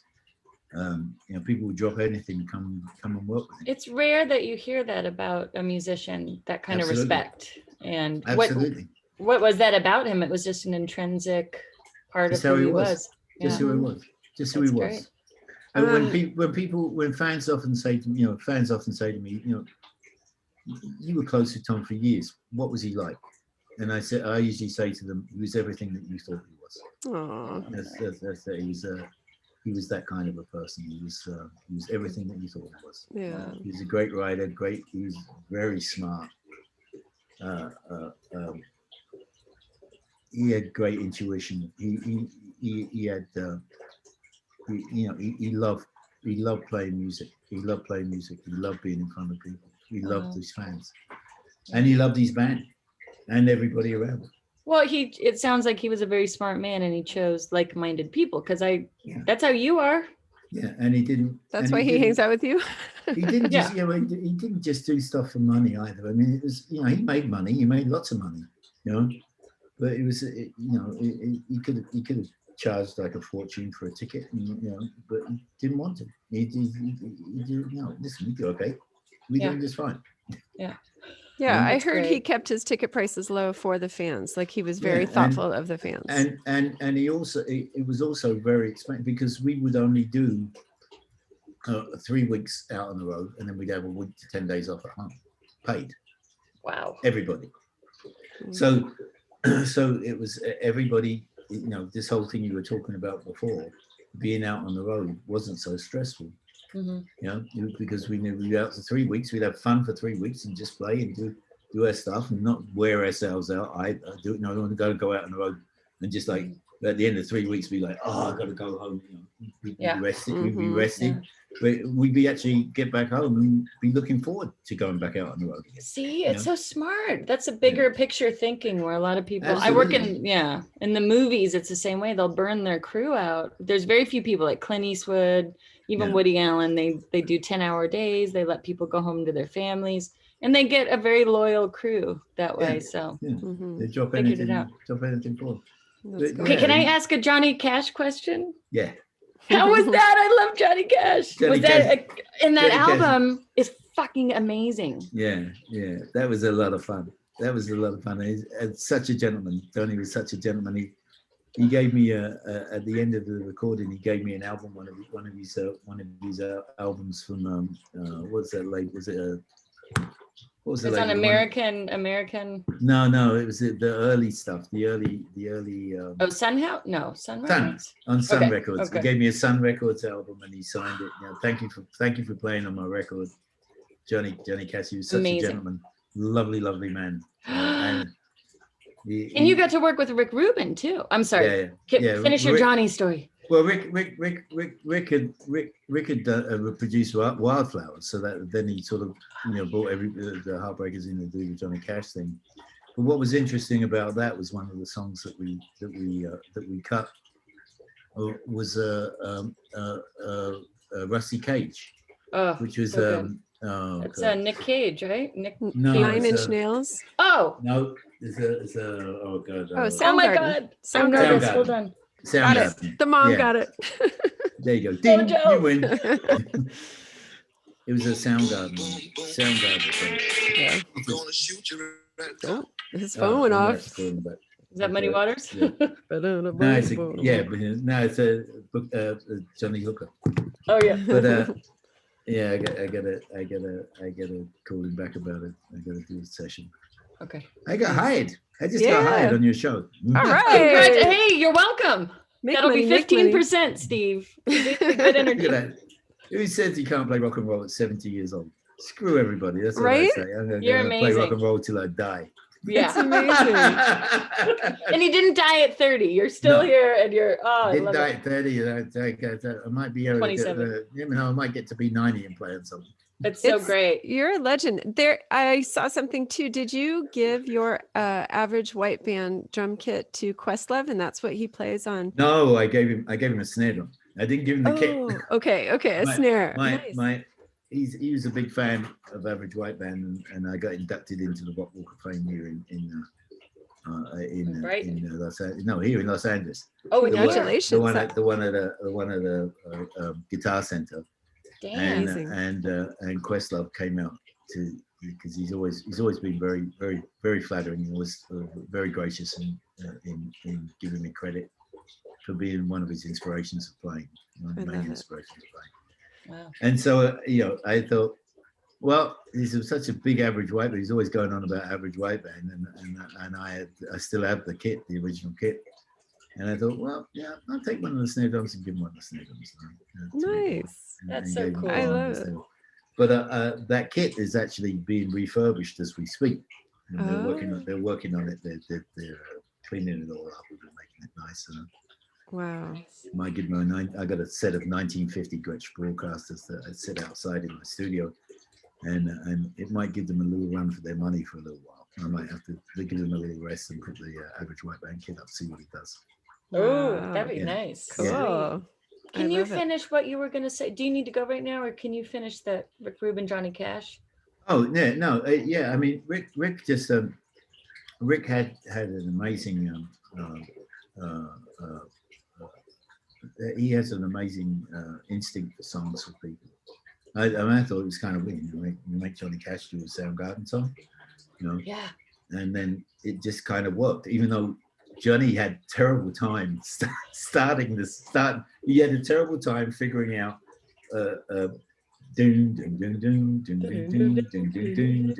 She wired me awake, and he would always start in the wrong place. He kept starting, and we had to see it. But once we got going, Yeah. Then it was good. She wired me awake. Yeah. She wired me awake. Yeah, that's great. And then he did that. He did the was it Folsom Prison?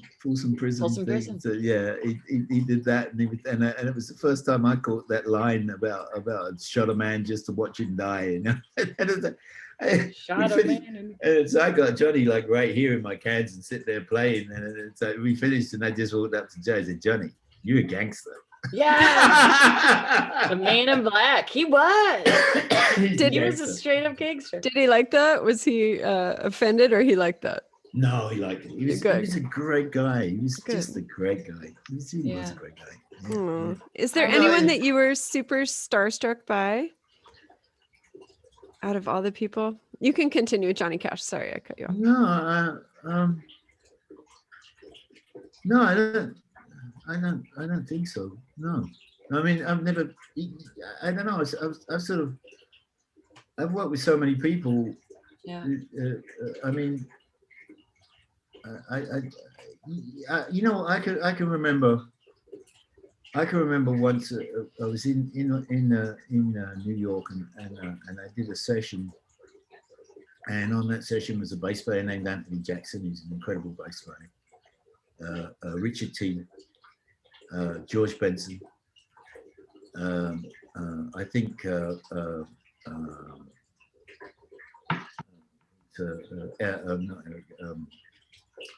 Oh God! Oh no, never. Phil Upchurch.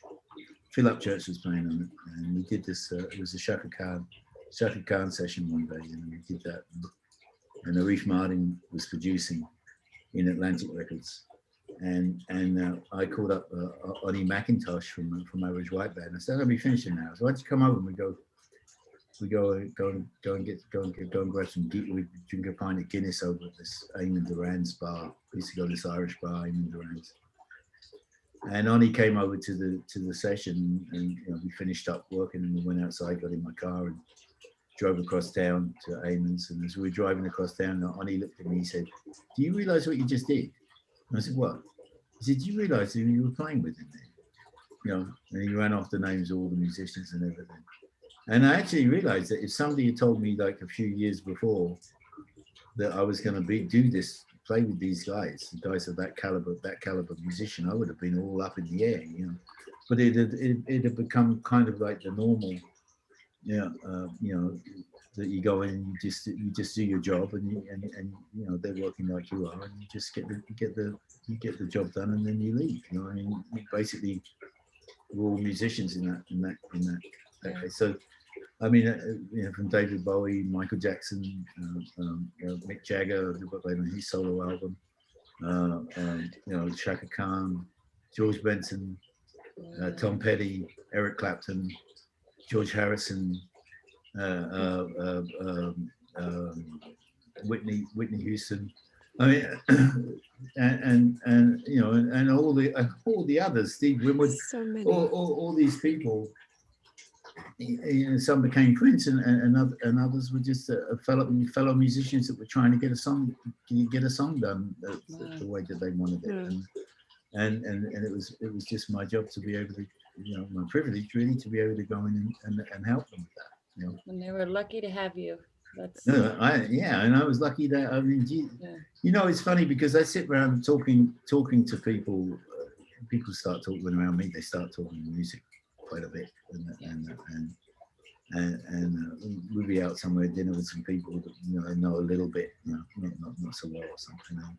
And talk come out about music, and then leave one person another, and then someone say, "Oh, I love that record." And I say, I played on that. You know, what? Yeah, I played on that. And we'll talk. So I played on that. It's happened. We would be eating Huevos Rancheros after your gig at Jones Coffee. Yeah. We'd be eating eggs, and you'd have these stories. I was like, we gotta interview this guy. He's freaking incredible. You played with everybody. It's amazing. Prince, you played with Prince. What was that like? Yeah, well, yeah. Weirdo. I you know, let me just finish on that topic. You know, I went out. I dated a girl once who lived in Phoenix, and she had a daughter, Holly. And Holly was a music major in school, and she's a music teacher now. She always kind of looked at me like the old guy, you know, dating my mom, you know. And one day she came back from school, and she said, you know, I heard the most beautiful song today. Really? She said, yeah. She said, I don't know. What's up, honey? I'm sorry. Yeah. She said it was a song by Duran Duran. I don't know the name of it. She said, but it was such a beautiful song. I said, was it Ordinary World? She said, oh yes, it was Ordinary World. I said, I played on that. What?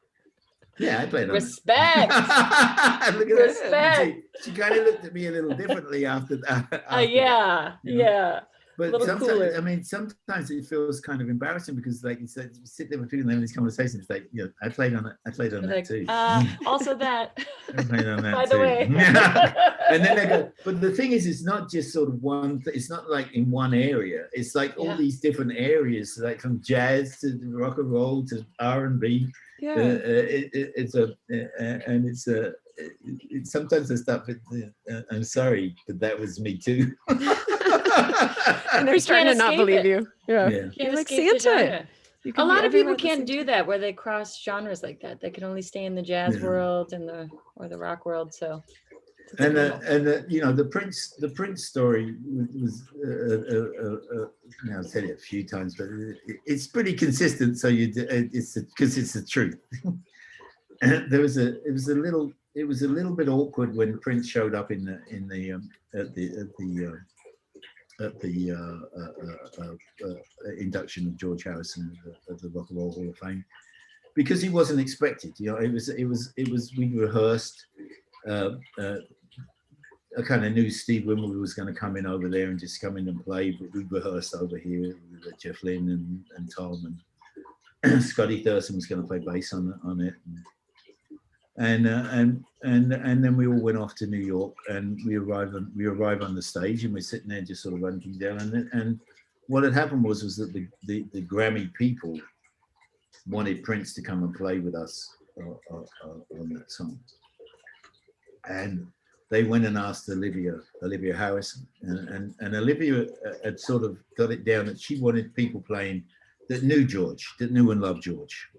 So the band was made up of people that knew George Harrison, loved George Harrison, and Prince was kind of this guy that was outside of that, you know, and so there was a little bit of resistance, but they persuaded Olivia to do it. She talked to Tom about it, and Tom said, "Well, okay, why not?" You know, and so of course I never got told anything because I'm just the new guy. And I'm sitting there on the stage, and I got Steve Winwood here, and Jeff Young is sitting playing piano. Winwood's here with his Hammond organ, and we're sitting there, and Winwood says to me, he says, "Look, there's Prince." Look over the other side. What's he doing here? And he said, I guess he's going to play with us. And he was over there getting his amp together, plugging in his guitar and doing his stuff.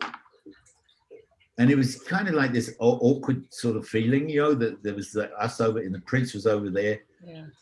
And I said to women, I'm going to go over and say hello to him. He says, "You're not?" I said, "Yeah, I'm going to go over to say hello to him. See what's up with that." So, like, you know, and I walk across the stage and I say, "Excuse me, Prince. Hi, how you doing? Steve Ferrone. Very nice to meet you." And he looked at me. He says, "Oh," he says, "I know who you are." I said, Nice. "Yes, I played on I Feel For You, Shaka Khan." Oh, So that's Prince. That's Prince's song, right? right. Your kid. So, That's right. so I said, "Oh yeah, I Feel For You." Yeah. That was a great song. I had fun doing that. Big hit. Yeah. Nice song. Great, I said, I'm massive really hit. looking forward to playing with you. And he said, "Yeah." I said, "I'm really looking forward myself." I turned around, go back over to the drum kit, and I sit there, and Wim was like, what did he say? What did he say? I said, "Very nice. You should go over and say hello to him. He's a really nice person, you know." And all of a sudden, I hear somebody playing an Average White Band song that one of them I was involved in writing, and it's Schoolboy Crush. I hear this guitar riff.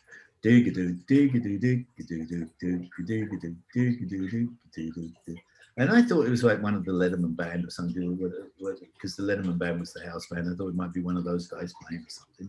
And he's playing. And I look across the stage, and Prince is looking right at me, playing Schoolboy Crush. He knew exactly who I was.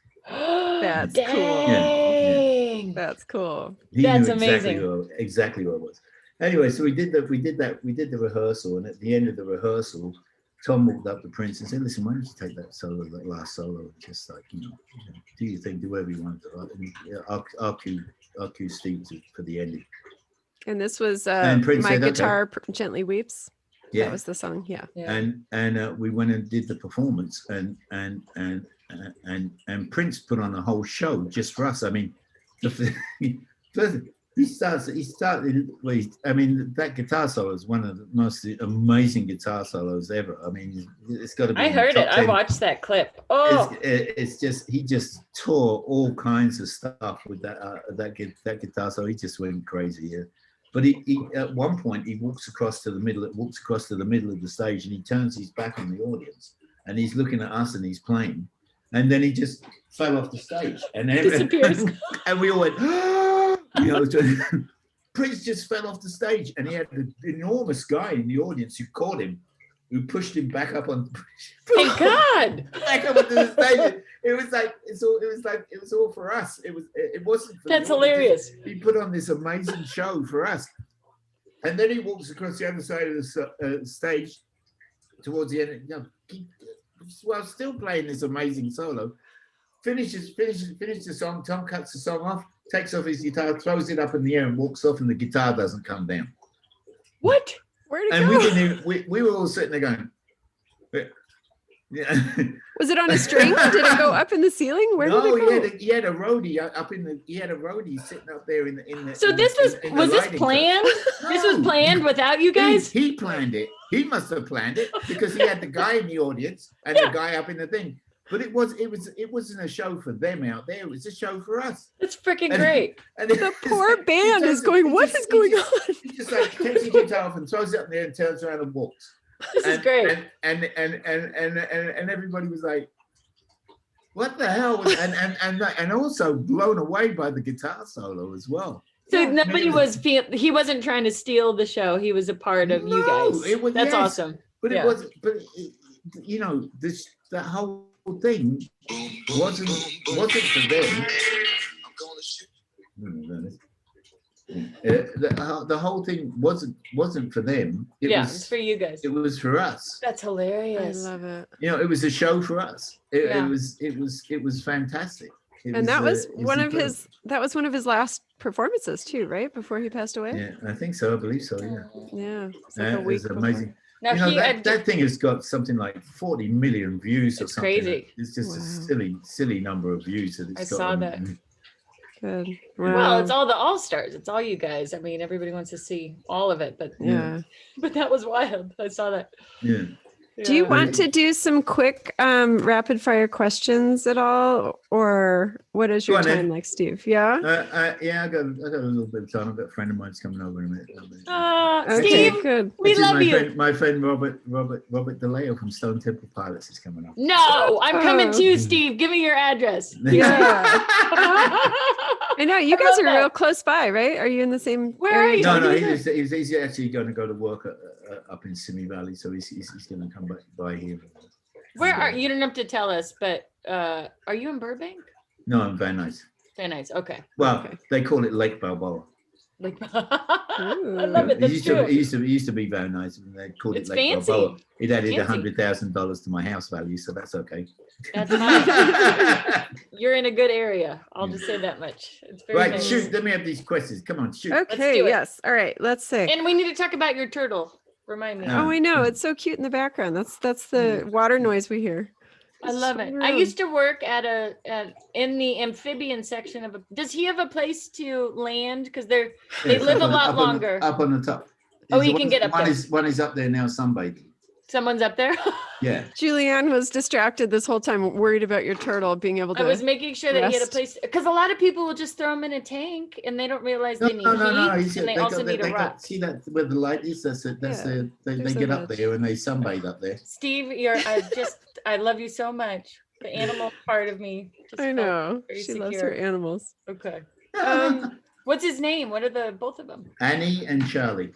Oh. Well, I don't know if they're boys or girls. Maybe they're both boys. I don't know. But they could do tell that. they have- They do that turtle love dance every once in a while. So. Ooh, but you're open-minded It now. doesn't It's really, okay. doesn't if really, you're- yeah, it doesn't really matter now, does it? Yeah. No, That's it good. doesn't. Good for you. You've turned a corner, Steve. There you go. Yes, you're woke. We're all woke. I've got some fans here that just wanted to say a few things. So Bill Deutsch wants you to know what a great drummer you are, Thank you. just straight away. Is there any Straight talk away. about scheduling a tribute concert for Tom? Rick Musino wants to know. No, well, you know, there was talk about actually doing what Tom wanted to do, which was the Wildflowers and all the rest tour at one point.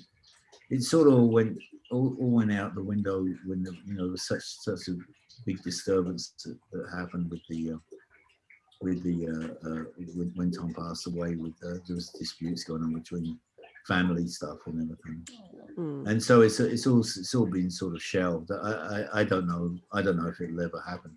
It would be nice for me. It would be nice if it did. I'd really enjoy that to play those songs one more time, because I know the fans are missing it, and I know nobody plays that stuff like we do. Yeah. And Tom used to talk about the tribute bands. You know, somebody asked him once. He said to him, he said, what do you think about the tribute bands? He says, well, you know, so it's okay, just as long as they're not better than us.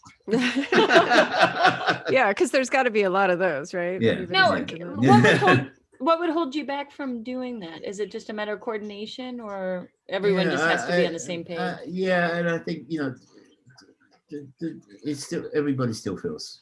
Yeah. Still feeling it. Nobody's over that. I don't think Yeah. anybody's over it yet. I don't know, Mike, if you know, but I don't know. Yeah. It's difficult. It's really difficult sometimes to go and play any of those songs and, without thinking about it. Everybody handles grief differently. And so yeah, this is the. So you never know. Pray a lot. Pray about it, and we'll see what happens. Yeah. Okay, all the That'd be fans good. out there, there's a lot of prayer needs to happen. Yeah. I know. Let's see. Average White Band, we have a question. Someone's from Scotland. This is Mike Edwards. He wants to know, who were Scottish? Oh no, ask about your time with Average White Band. You kind of talked about it. And do you get to see Brighton play soccer much these days? Yes, I do. I got them on TV. I saw them. I saw them play last week. I think it was Wolves. They beat 1-0. Nice.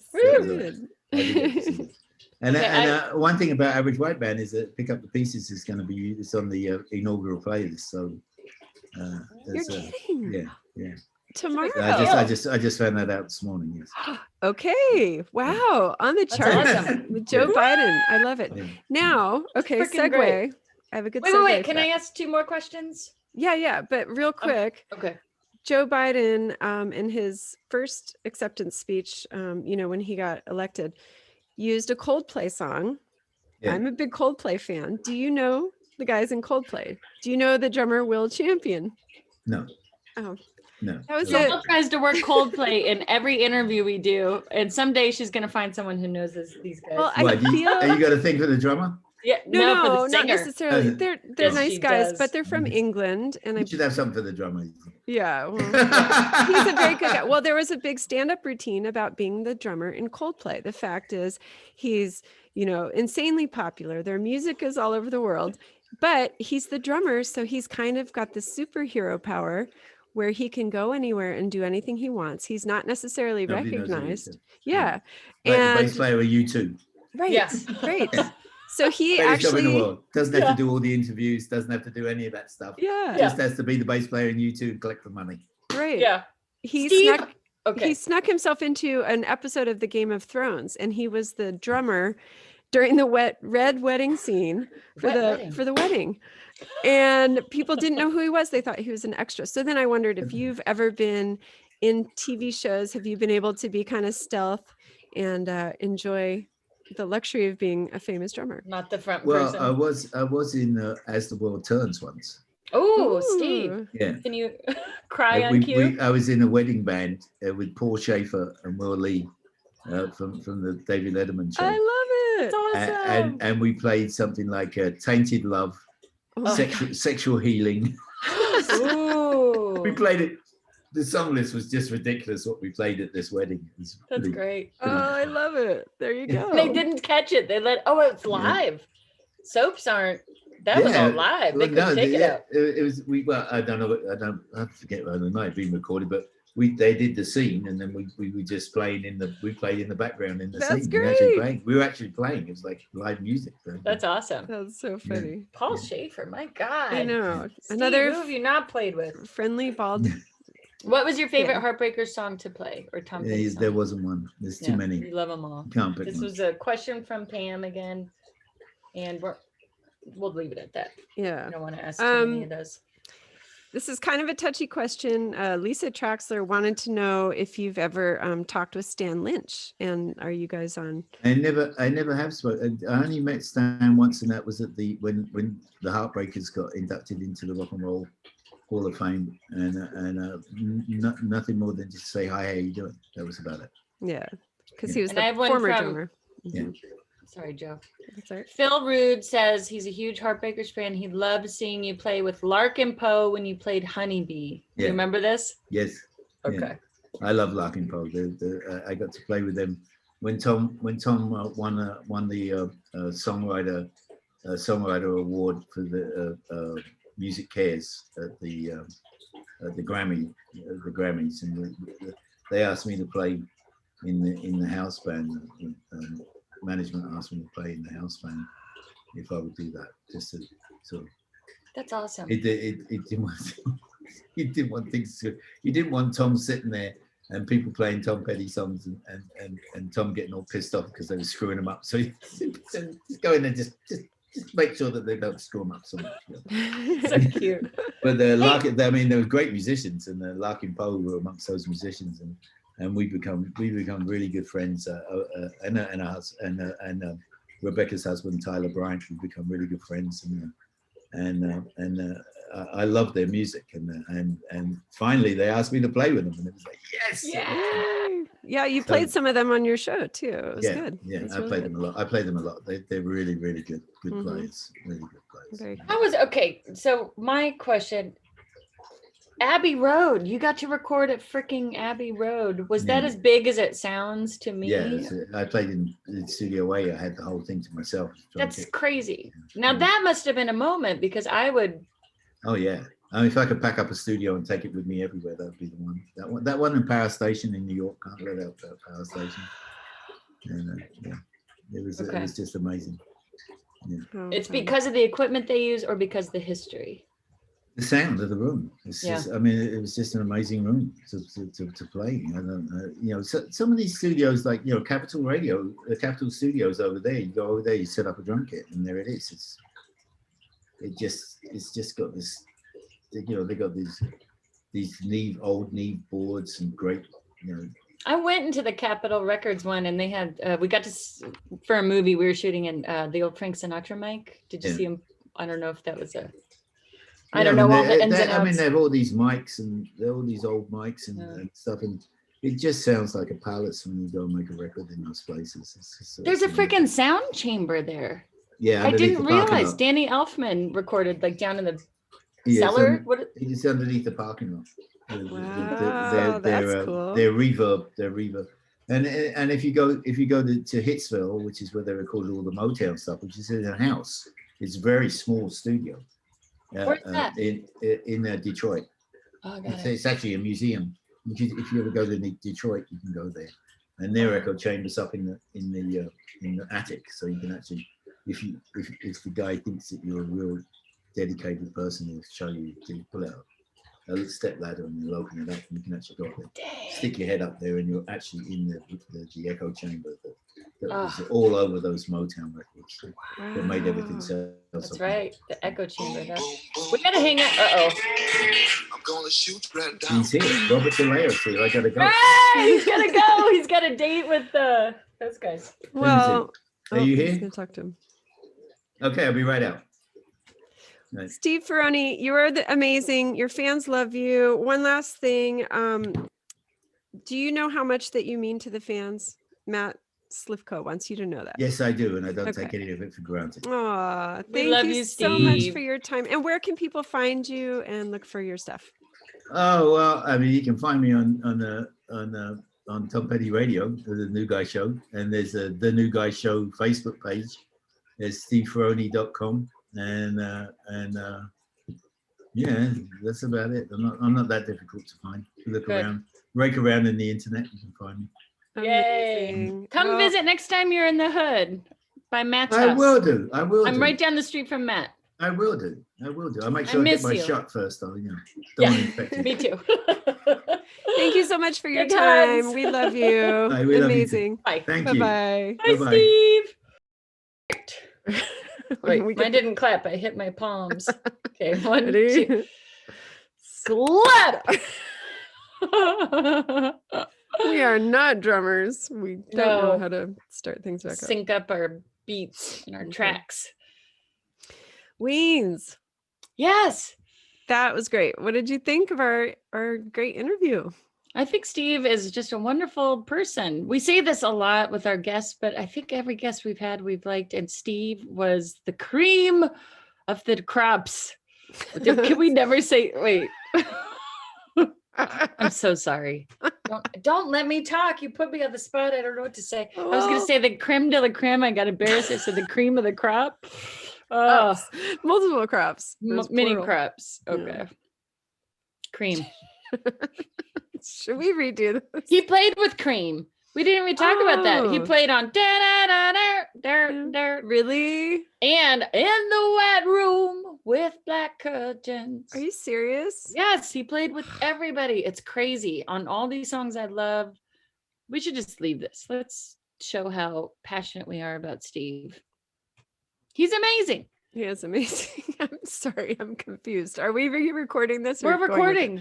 We're keeping it. Okay, we're going. We're going with typos and errors and all. I like it.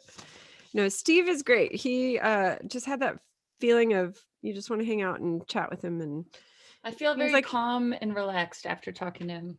I know. And like, so the It guy makes from me Stone have Temple.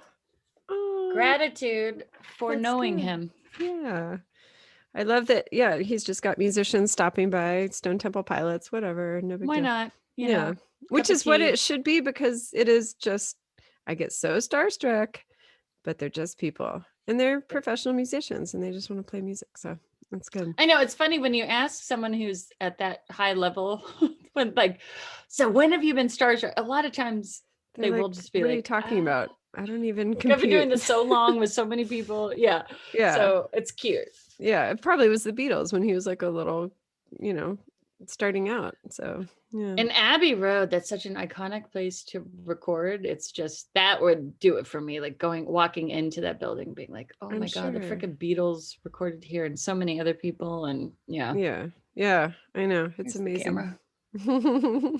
Well, we did it, and I'm so glad and thankful for Steve to be on, and glad that we have an exciting new audience, maybe with some Tom Petty fans and other Steve Ferrone fans That's right. who might find What was the this. name of the group, the Tom Petty group that we asked a lot of their questions? Oh, they're Tom Petty Nation. They're on Facebook. So yeah. And then Steve Ferrone has a fan page, and there's many followers of him just for being a great drummer, and the whole drum community looks to him for a lot of answers.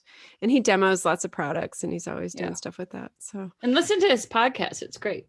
yeah, it's really good. It's more like a radio show. He's kind of like a DJ. He kind of throws songs up there and talks a little bit in between, but not a lot. And it's on Sirius XM, which I think you can get the app just as well if you have a subscription or not. So Tom Petty Radio. But yay. Well, and we are available, everybody, on mouseandweens.com. As you know, we're going to transcribe this. We'll put all the notes there. That is also where you can link to any other pod player. If you're seeing this on YouTube, you can listen to the audio in your ears while you run around or whatever, on any pod player. Where else are we? We're on patreon.com/mouseandweens, and that's for our VIP members. It is a small cost, $5 a month, but with that, you get unedited everything. We put out bloopers and little behind the scenes videos and songs and things like that. We'll shout you out. We'll say shout you thank out. That's right. We give you a swag bag, all sorts of good things. And right now, we would like to say thank you to Alexander, Jody, to Carla, to Megan, and to Joyce for being our patrons. And Thank you you, guys guys. are our family. This is Yay. a special place in our heart where we know that you're finding value in us. We find value in you. So thank you. And Love you. anything else, Weens? I just am so grateful that Steve came and showed up and did this. He, had a Rolling Stone interview, and then he did Mouse and Weens. So we're so grateful. It's just, he's a lovely human. He really doesn't have an ego, and that's what's lovely about him. Yeah, He's a absolutely. good guy, good friend. We didn't get to talk a lot about it, but I hear him talk about his grandkids a lot too. So he's a family guy, down to earth, and it comes through, it shows through, and his talent and his heart are amazing. So Yeah. yay. Well, Very thank grateful. you. We're glad that we're part of the catalog of Steve Ferrone now. Yeah. Thanks, guys. All right. Thank you, everybody. See you soon. Bye. Bye-bye.